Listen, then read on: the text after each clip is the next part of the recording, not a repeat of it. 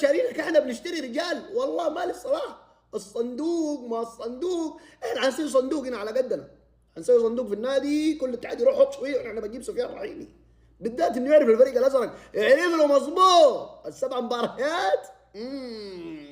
يمين بالله بسموعه دي لا يطلعها منكم. اللي اقوى من سفيان رحيمي هو الضمان الذهبي ذا على التقطيع والتعليق، حتخش تتفرج ب 24 ريال تستمتع كل شيء يجي في بالك وعندك ضمان. الحين لازم نسوي لنا صندوق عشان نجيب الظاهره هذا سفيان.